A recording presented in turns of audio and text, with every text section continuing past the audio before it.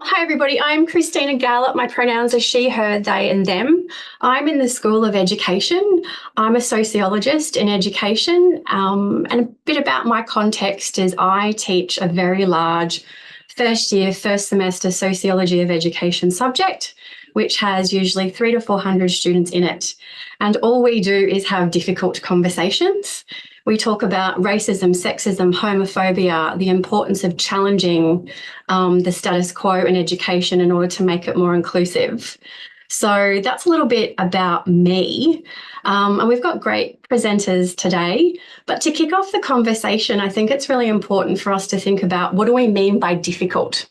And so on the next slide, I've got a diagram which gets us thinking. I've got this diagram gets us thinking about what we mean by difficult. And so often when something is difficult, it's either hard to understand or it clashes with what we know, believe, and or have experienced. And the two can really buck against each other as well and compound the situation. So what we want to do is try to stay in the middle. We want to make it challenging, and we want to also acquire new knowledge base and skills at the same time. So we're trying to reach that zone of what we would call the zone of proximal development, where it's sufficiently challenging, but at the same time doable and respectful. And so what are some strategies that we use in education, and I think that are applicable more broadly to everybody, because, we are all in education, we're in higher education as teachers. And so on the next slide, I've got some general strategies for managing these difficult conversations. And there's three, take homes that I would like to share with you about what I do, but I also think they're relevant more generally. The first one is planning. So planning and embedding protocols into your curriculum at the design stage. So when creating your electronic course profile and setting up your Blackboard site. And this is often dependent on what discipline you reside in. So as a sociologist, I use reflective skepticism. So it's a particular protocol of when you hear something that you disagree with or it's challenging and hard, we take this process of reflective skepticism to work through that. Depending on where you are across the university and what discipline, you might be understanding epistemic barriers is another protocol that you might use, or understanding the cultural interface, or using standpoint theory. They're all quite common protocols from a curriculum design perspective that might be familiar to you, that are also really useful. So what I do in my course is I actually set them up with this protocol of reflective skepticism from day one.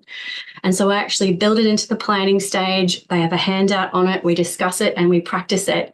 And when we have anything controversial in the class, we actually anchor it back, which is my second strategy. So anchoring back to the protocols when difficult conversations arise in class is probably actually even more important, because just introducing a protocol doesn't necessarily mean that it's going to be useful, right? So you need to constantly reflect and anchor back to it. And I think, with my very much education hat on, educating your students about cognitive dissonance that can come with having your current ideas challenged is really important. So learning about new ideas and how they sometimes feel uncomfortable.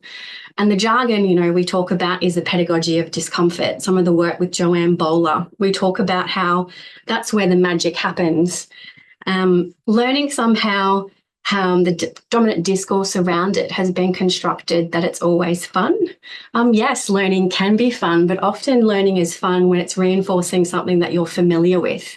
And so being able to provide a challenging environment and educating students about the emotions that often arise when you're presented with information that you disagree with is also really important too.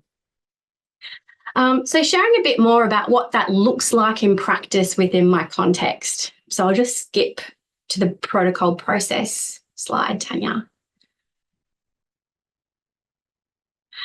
So this is the reflective skepticism process that I use in my really large course. And so it involves assumption analysis, contextual awareness, imaginative speculation, and reflective skepticism is the ultimate goal. Because in my context, we're getting students to think about and deconstruct educational practices and who they serve, and importantly, often who they don't serve.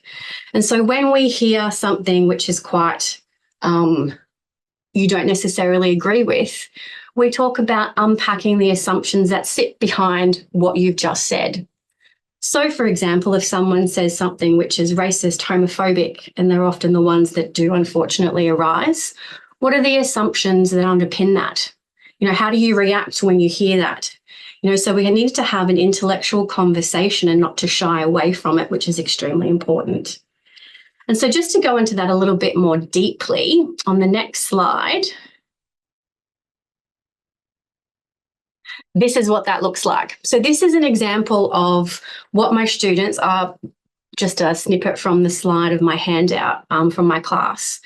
So when we're critically reflecting, using this process of reflective skepticism, so you hear something, you see something, you need to deconstruct it and pull it apart. And so what that means for us is we actually challenge what we're hearing, seeing, and pulling it apart. So what values, beliefs, ideas underpin it. And also having a contextual awareness around why perhaps that person said that, why would you think that, what's going on within that particular context. And so the three things that I think are really important in general, and I'm very cognizant of time because we've got so much to fit in, we only had about a 10-minute slot, I think, are very much having the planning into your curriculum. And I noticed when we were doing the questions just earlier that quite a few people were toward the lower end with curriculum design.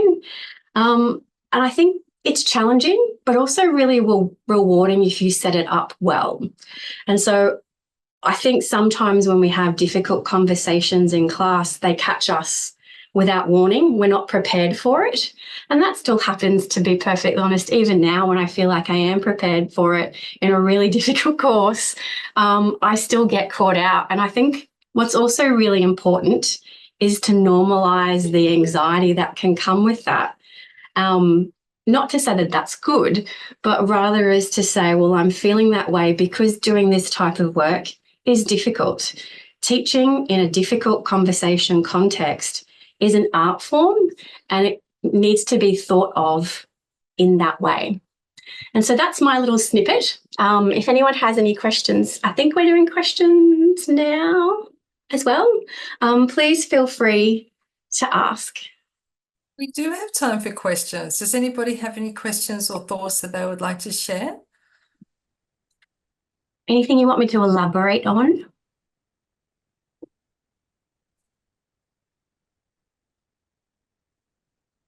No, that's very quiet. Perhaps some questions may come a little later. That sometimes is the case as we work our way through. So if you do have any questions, feel free to add them into chat and we'll loop back to them. Otherwise, at the end of each presentation, you're welcome to turn your mic on and contribute to the conversation.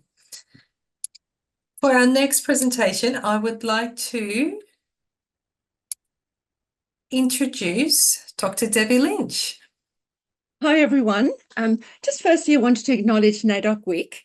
There's just some beautiful celebrations happening over the course of the week. So the theme is Keep the Fire Burning, Black, Loud and Proud. So I'm Debbie Lynch, and I'm a social work academic in the School of Nursing, Midwifery and Social Work. And I've titled today's segment, Conversations That Matter. And for me, this has helped to reframe that idea of difficult conversations, just to emphasize how important these conversations are to have in the classroom. They're conversations about privilege, race, oppression, injustices, and challenging injustice. So these are so important to be holding these conversations. I wonder if you're recognizing that graphic, because this comes from the World Cafe methodology. And this is the work of Janita Brown and David Isaacs. And the World Cafe methodology is around having these conversations that are focused, that are dialogic, it's a collaborative approach to collective conversations. So I really wanted to bring this forward. Now, an interesting element was when Christina talked about the pedagogy of discontent, I was looking for a picture for my first slide. And I wanted to show, that picture we're confronted with when we're teaching, of students looking a bit distracted, a bit uncertain, a bit challenged. But all the photographs I could find, Google UQ assets were students looking incredibly confident, highly engaged, very, very focused, no uncertainty at all, no ambiguity at all. And then I found a series of photographs where students were madly stressed, pulling their hair out to the extreme. And I just thought maybe Nakia could talk to this because she's a visual artist in terms of how do we have these visual sort of conversations about ambiguity, because certainly that was the image I wanted to portray in the session today. So moving to the next slide.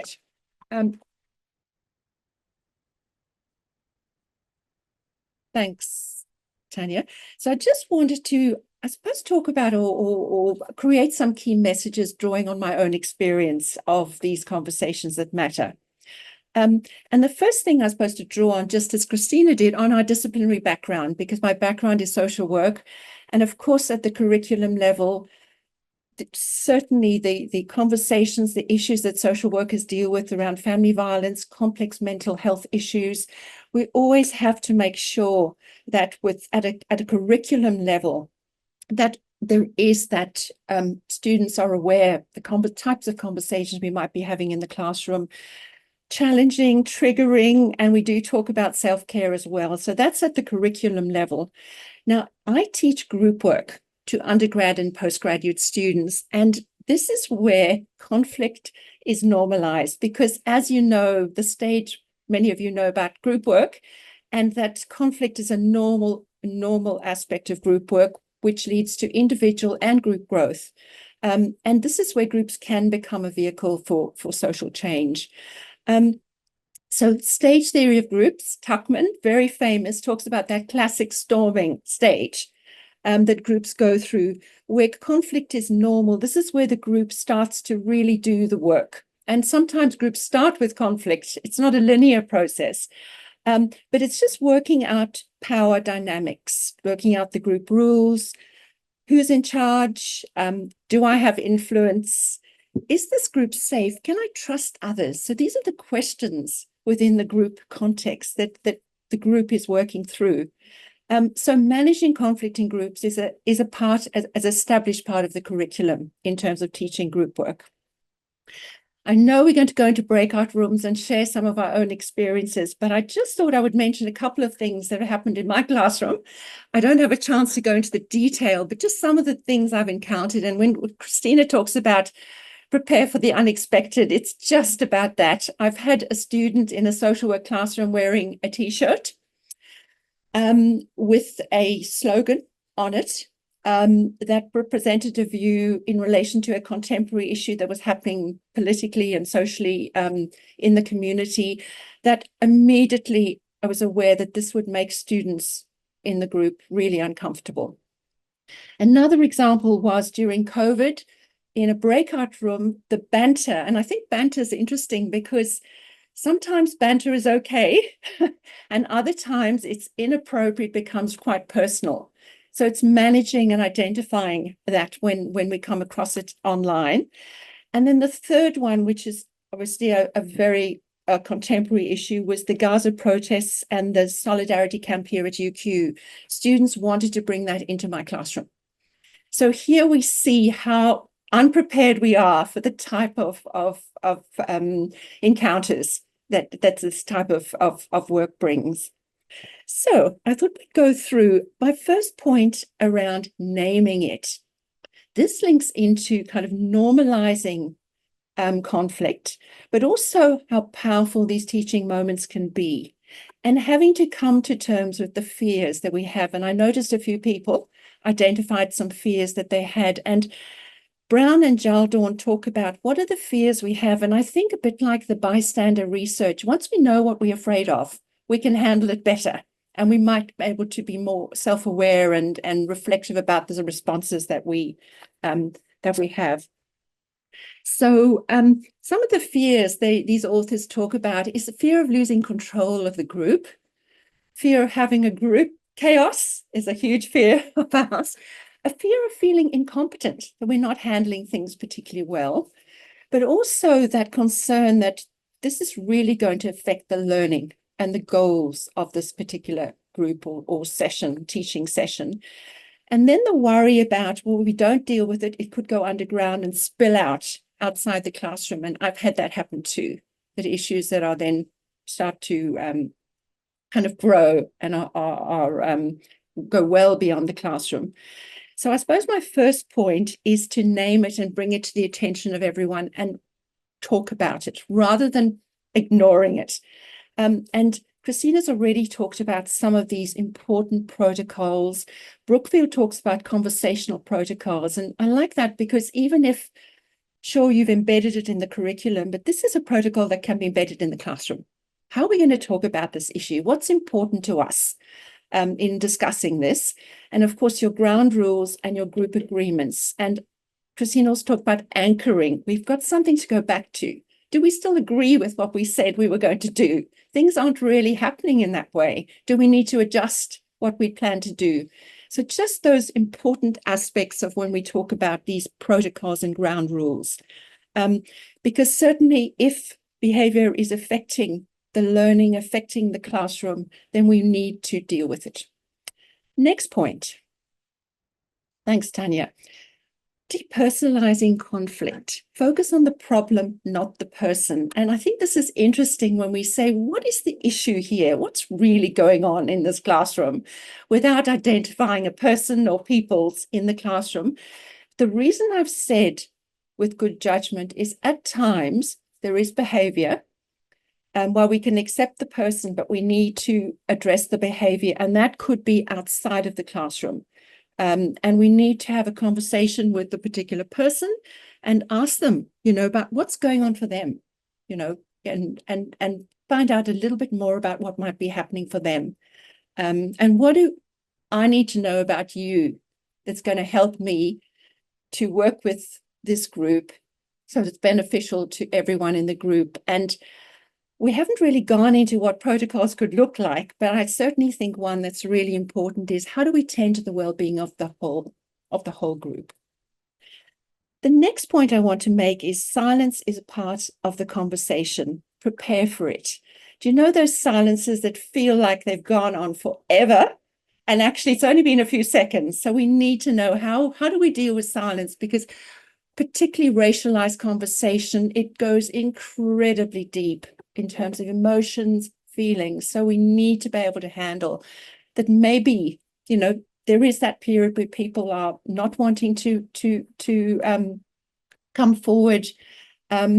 So just being prepared that there could be silence and work with silence as best we can. The next point I wanted to make was, and this is that idea around brave spaces versus safe spaces, that how can students contribute meaningfully to the conversation without increasing personal risks? So sure, we can work on creating that safe environment, putting protocols, group agreements, but actually for many different reasons, there are always going to be students that feel incredibly unsafe, whether it's around previous education experiences, trauma, triggers that they have. So acknowledging that this is not going to be a safe classroom for everyone. We really need to be able to work with that. The next point is being sensitive to the emotional temperature of how things are progressing. And here, Stephen Brookfield, he really urges us to be that reflective practitioner, responsive educator, where we are constantly grounding ourselves in the reality of what's happening in the classroom. And this can be incredibly helpful in terms of how we are managing conflict. The next point, and I think that's actually my final point, is the use of power. It's acknowledging that we have power, but students also have power. So the question becomes, how do we use the power in a supportive, illuminating, and ethical way to help students' learning? And this is Brookfield. And I wanted to suggest Brookfield's critical incident questionnaire because it is incredibly interesting as a way of opening up a conversation about power in the classroom. Because sometimes those are the types of conversations that we need to have, and we need to look at our own power as well. Are any of you familiar with Brookfield's critical incident questionnaire? Some of you might be using it in your classroom already, but students complete it and then hand it in, and basically the lecturer then has a conversation on what's come up for students in that questionnaire. So just to say that there are a list of resources, because I've referred to a few different people's work in the Padlet, which we're going to see a bit later on. We're going to be doing some work around some different scenarios. So I hope those resources are useful. I do think that the critical incident questionnaire can be incredibly powerful if it really does open up these types of conversations with students. Thank you. Fantastic. Thank you, Debbie. There is one question in chat, and it's for the link for the complete reference for Brookfield. Are you able to add that to chat so people can access that and start to use that? Sure. Excellent. Fantastic.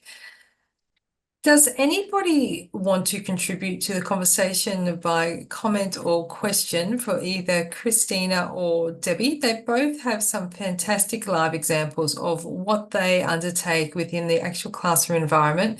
Both teach very challenging and difficult conversational topics to a wide variety of students. And in that space, they've got some fantastic examples, but also some toolkits that you can tap into for when you're in that same or similar situation. And I think the societal shift that we're all experiencing, there seems to be more and more challenging conversations that we are aware of. So would anybody like to ask questions at this point? Can I ask a question? Of course, Amy. Yeah.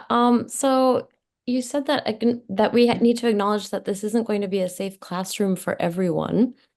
And I'm just wondering, how do you manage that if we know it's not going to be a safe class for everyone? Do you allow people to leave, or what's the management strategy around that?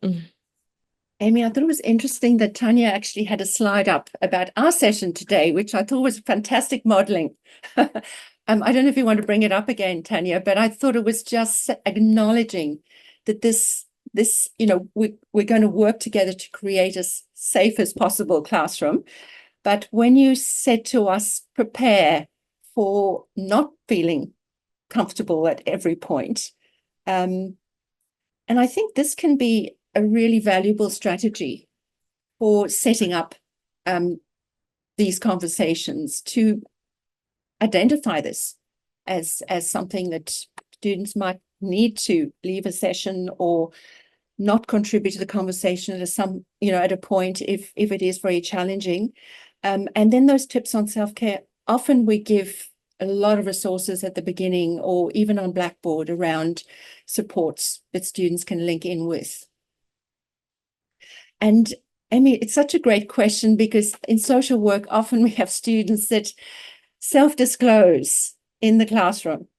And, we can see, how triggered they are, but they're not aware of the impact necessarily of that. And so also, managing those sort of self-disclosures as well, and having to keep back to a more general conversation so it doesn't get into people feeling they can contribute, but then actually halfway through it realizing, what am I doing? You can actually see them change, suddenly questioning what's going, where am I going with this? And then you feel the tension in the classroom around that too, that people are feeling so uncomfortable hearing things. And sometimes it's not necessarily, it can be something quite random, actually. I'm thinking of a few examples. I won't give any, but yeah. It's just incredible what happens. And I think if we can see these as teaching moments, and we set up the classroom well, we set up our curriculum, we can handle them. And I think there was a lovely thing that one of the authors said. I think it might have been who said it? Folger, who said that we aren't in control of what's happening, but we're in control of our response. And that really helped to ground me. Because we can't control, but actually we can really be those sort of critically reflective and responsive educators. Amy, does that help? Yeah, thank you very much. Sure.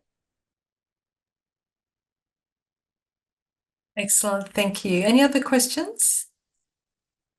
We'll move forward. Sorry, Chris, question. So yeah, I had a question for Debbie that I'm sure Christina could pitch in as well. You're mentioning group agreements. Do you mean just within a group within the class, or are you? I'm really curious. Sorry, I'm really curious about processes for getting a whole class to agree on how they are to what the behaviors are that they should agree on and how they can work together. Just wondering if you had any tips about that. Yes. Can I go, Christina, or do you want to jump in? I've been talking a lot. You go for it. I don't mind, Debbie. I think what's really interesting, I mean, one of the things as I've been hearing the conversation unfold is, it's so important to make it an intellectual space. We're in higher education and to demand intellectualism. And so it's important to have a contribution to a conversation, but also to have what you're going to say be subject to scrutiny. So pulling it apart, deconstructing it. And so I'm getting to answering your question in a long-winded way, Chris, so I apologize. But coming back to sort of what Debbie was saying about having a brave space. So brave to me is having the courage to say something, whether you agree with it or disagree with something, but it's to contribute, and I think that's something that we often think of as being hard. And if they're brave enough, regardless of what they say, to contribute, they're also subject to it being deconstructed.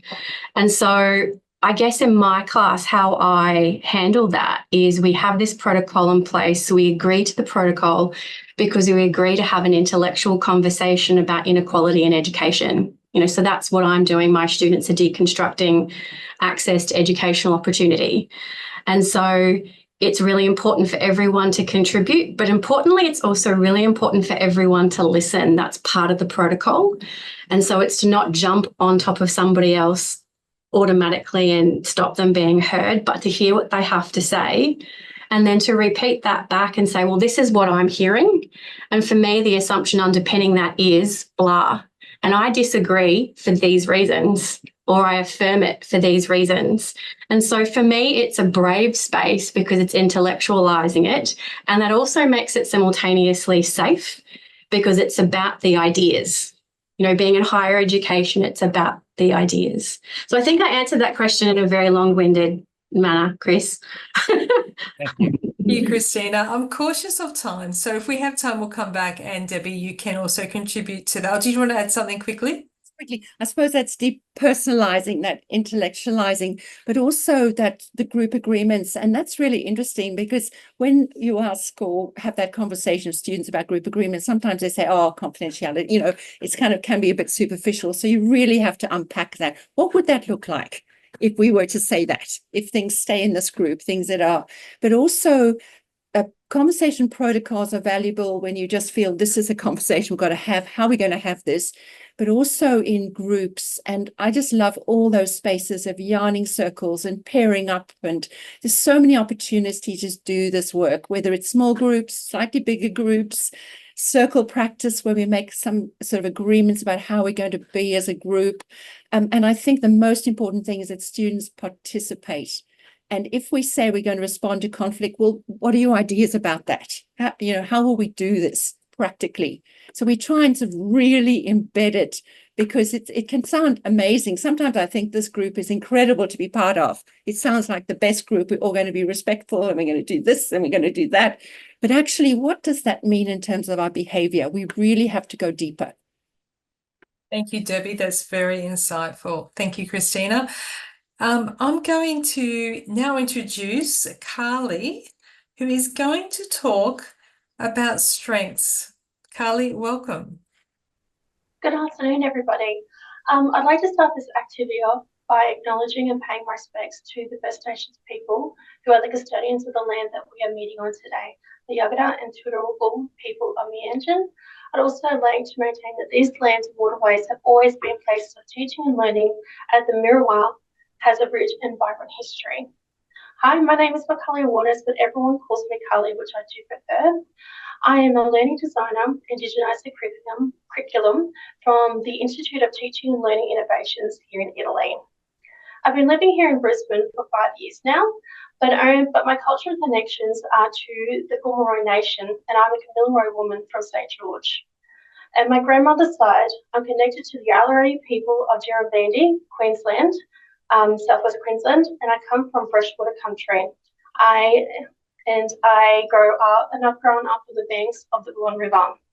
I've been fortunate enough to be working with these amazing presenters over the past few weeks, and they have generously asked me to prepare an activity for you. The activity is identifying your strengths and being courageous in the classroom. Handling student responses in the classroom can be difficult if you haven't prepared for a topic or a particular conversation to come up in discussion, or your class goes off topic. The topic might cover something that you yourself don't feel comfortable about discussing, but you also know that you need to make sure that everyone is feeling safe and supported in this place. Just remember, you don't always know who is in the classroom with you. I think we all can remember a time when we have been part of an uncomfortable conversation, a situation where we have felt you want to be a part of the conversation, but just didn't want to say the wrong thing or be on the receiving end of somebody else's retaliation. As we move through the world, we pick up and start to pick up new skills and participate in activities that provide us with tools to recognise and respond to difficult situations. These skills are strengths that we can use to support others. A culturally safe and inclusive classroom is important when teaching and engaging in uncomfortable conversations and content. So together we need to continue to cultivate our capabilities and build on our strengths together. Psychologist Martin Seligman from Black Dog Institute informs us that we all have our own signature strengths. These can be a sign, a sense of authenticity, feeling like this is the real me, feeling of excitement when using our strengths, wanting to find new ways to use our strengths also, feeling invigorated rather than exhausted when using these strengths, pursuing projects and revolving our work around our strengths, and feeling joy, enthusiasm, and a flow whilst using these skills. This activity is asking you just to share your signature strengths with everybody so that they can also feel confident. But first, the library has some purpose-fit teaching and educational resources, and I want to share a great tip from there. Tips from the library: get started with Indigenised Curriculum online module. It is important to balance the need of open debate with the need to provide a safe environment for Indigenous and diverse students. Not all Indigenous students self-identify, and it's important to assume that there are Indigenous or diverse students in every discussion. Know where you draw the line regarding racism or discrimination and communicate this to your students. It can be helpful to engage in a collaborative discussion with other students to set the principles you wish to abide by. This also makes it easier to raise problems and means that all of the class will be invested in the kind of learning environment you've created. Now, let's think about your signature strengths, one that you are proud of and would like to share with others in the room. Just beside where it says strength on your what are your strengths on my little PowerPoint, if you could go into that, you'll be able to actually put some of your own examples of your strengths and how you feel about sharing your strengths with others. So has everyone got that opened? Just a thumbs up would be great. Yep. So just what are your strengths? So in this line where it says strengths, we're just asking people to share their strengths so that we can collaborate and support each other, and that we can share some of the toolkits that we've actually created for ourselves and being able to share with others. So we'd love you to be able to share those. So I'd like to just share one of my tips is that acknowledging my gaps and doing my homework and knowing my audience before I enter a room. So some of my takeaways for today is being informed to handle student responses and conversations, identifying your strength and mobilising them to create safe spaces for students. Think of strengths that you have, you are proud of, and you know you would like to mobilise into your classrooms. Be confident and prepare yourself for the big questions. That's it. Fantastic, Carly. Thank you for sharing that. It's such an insightful advice from Indigenous people of how we can move forward, and certainly focusing on our strengths is incredibly important. The Padlet will remain open, and of course we can contribute to that over time, and we'll come back to that in a moment. But just before we move on, does anybody have questions for Carly? We have about 2 minutes before we must move forward. All the resources are actually on Padlet as well, if you'd like to go back and have those later on. Okay, fantastic. Thank you, Carly. Carly's strengths base sort of really opening up, you know, what are the strengths? I think that's also really important if we're having these conversations, because I suppose it's overcoming all the uncertainties. But what do we bring? So thank you for that. Yeah, fantastic. Moving forward, Nakia, would you like to now respond to all of these unique things that you engage in the workplace and how you manage self-care? Thank you. Hi, everyone. My name's Nakia.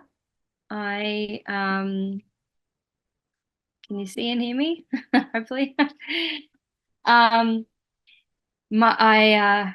have she, her pronouns, and I was born on Bindal Wulkurukaba country up in Townsville, North Queensland, to settler immigrant European parents, and I now live on Chepara, Yagara, and Turrbal country, and I work on Kabi country as well.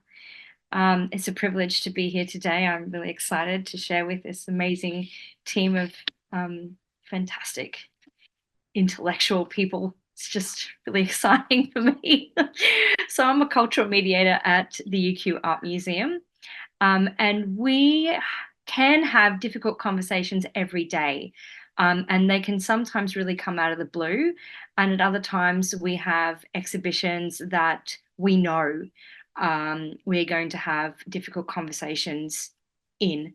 So the mediators form the visitor engagement team at the Art Museum, and we're all students, we're all studying at UQ. So we can have mature age students, but we can also have, 18, 19-year-old students working for us in this, professional capacity. And so the mediators at UQ are trained, very much trained, and we have lots of mediation tools and a resource kit, a toolkit that we use. And just to bring in, I guess, the conversations that we've been having and the facilitators that we've been hearing from, that idea of anchoring, cultural mediation practice is anchored in these guiding principles that you can see on the slide there, peer-to-peer learning, mutual respect, and agency. And underpinning all that is active listening and reflection. And these guiding principles have a foundational effect on how mediators mediate in the space, and everybody's different. As Carly just took us through then, each of us have our own strengths. And so there's no prescriptive method for mediating in a space. But the conversations that we have are really focused on flipping the power dynamic that you might find in a usual museum space. We're not invigilators, and we don't give the traditional guided tour, but we are engaged in drawing people into conversations that bring in their life experiences and what their context is. So that's my context and the framework that we use. And so if you can go to the next slide, Chris, please. Part of this toolkit is we have gathered a series of resources to help us mediate. And part of this is self-care plans and reflection. As I said, reflection is one of those guiding principles that underpins how we have conversations in the space. But linked to these resources are things like our library. We have a digital library and a physical resource library that we can tap into and learn from. We also have access to, and we have mandatory training around our disability action plan at UQ Art Museum, and also the reconciliation action plan at the Art Museum, which we tap into. But the self-care plans and the reflection tools are really very important. And the 3 sections that you can see there on the slide are where we begin. And so that first one, knowing your boundaries, is tied up with workplace self-care. So if you know your triggers before you go into that conversation, if you can plan how you will engage and communicate when something happens, and plan how you respond afterwards, then you've kicked yourself off well. And then the second one there, reflection and action. So getting proactive about self-care, which I'll speak to in a minute up the next slide. And just listing a few different things that you can draw on when something happens in your space. And then, of course, the resources. There's some resources that people will be familiar with, and others that you might not be familiar with. Benny Hub is really good, or the Benny Star app. If you haven't checked that out and you want to go somewhere for self-care or reflection, I can recommend them. We use them as part of the team. So the training that I mentioned before really focuses on intentional self-care and reflection. So at the UQ Art Museum, we have self-care plans, and they form an active part of our practice. So they're a booklet, and they have a number of prompts and sections in them. And each mediator fills out that booklet on their own, and we're encouraged to update it on a yearly basis. And the self-care plan contains intentional and practical strategies to care for yourself, to care for your physical and mental well-being while you're at work and while you're at home. So it's really personal, and we don't share them with each other or with our supervisors. They're just for ourselves, but they're very much an intentional plan. And the prompts in there are designed to give us the tools to deal with having a difficult conversation. We also have a mediation handbook that has prompts in it about how to have conversations when we're on the floor. But after you've had a difficult conversation, how does that go? What do you do? And Chris, can you change to the next slide?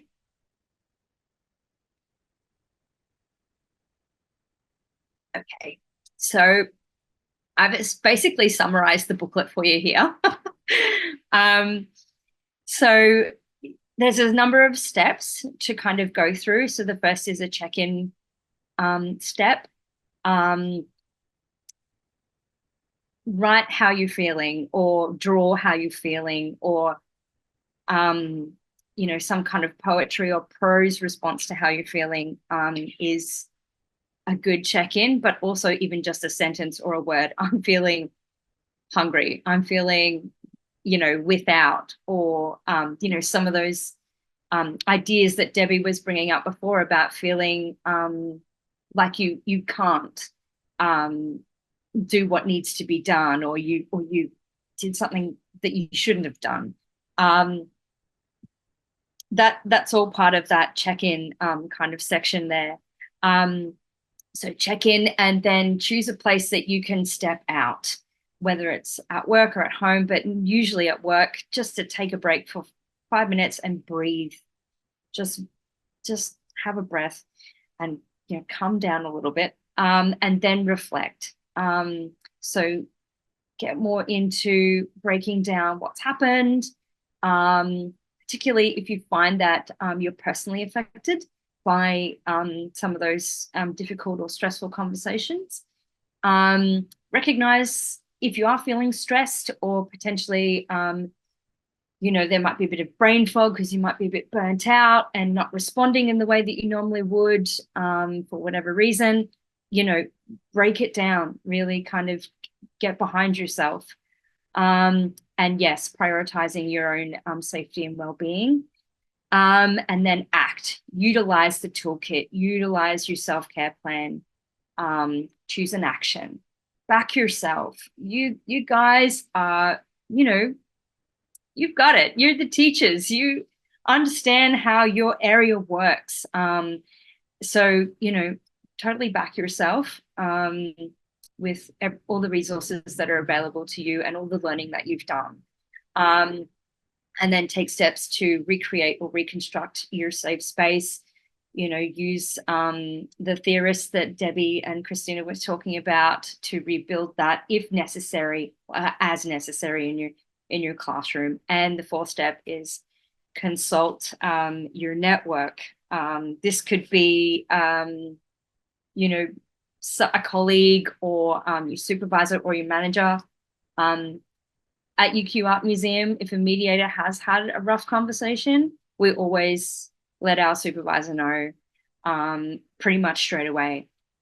We have a Teams channel and we jump on and we get around each other, and the other mediators step in and they take our spot.